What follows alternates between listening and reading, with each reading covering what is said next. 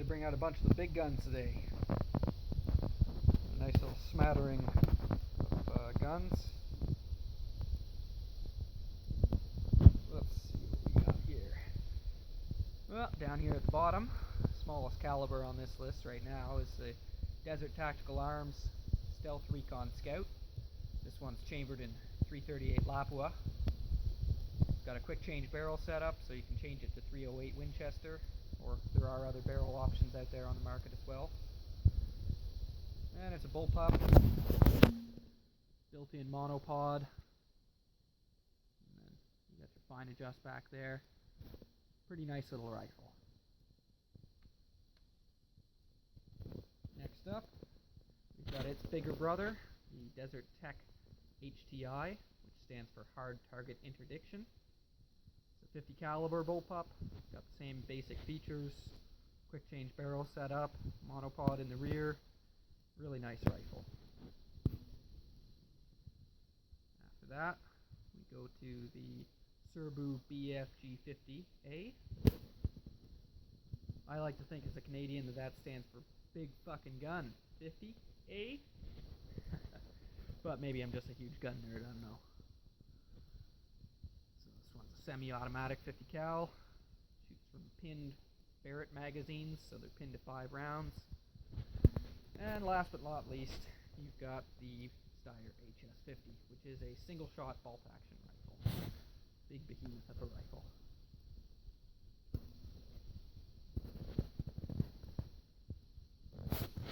So, with regards to these two bottom ones here, there's a lot of similarities and a few differences in between the models. Won't go through everything with you, but I'll go through a couple of the basics. First off is the handguard design has quite a bit different between the two models. And as you move back, you'll see that a few of the various pins are in different positions, but for the most part, it's still a very similar design. The trigger is wonderful on them, and they're very, very pleasurable guns to use. On the 50 cal, it uses a paddle style magazine release. On the 338, it uses an ambidextrous magazine release that you use with a press button. To remove the bolt on these guns, you press a button in the bottom, pull your butt pad down and out, and then you are able to bring your bolt up and out of battery. On the 50, on the HTI here, they've gone with a slightly smarter solution, in my mind. On that there. It's gone with a little pull tab system. So you pull this tab backwards, and then as you pop it backwards, you can pull the pad either direction, and the pad stays hinged on. Now, you can open up your bolt, and the bolt is out.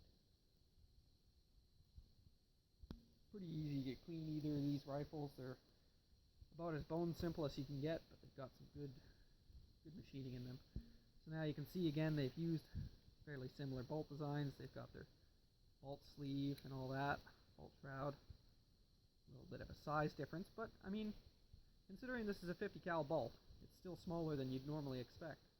But it is a very nice lightweight rifle in comparison to most other 50 cals. You can actually shoulder this thing even if you're not, Arnold Schwarzenegger. So, let's move on here.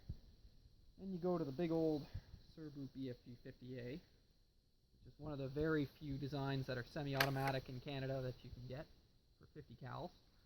There are others on the market, but they're not as rare as hen's teeth.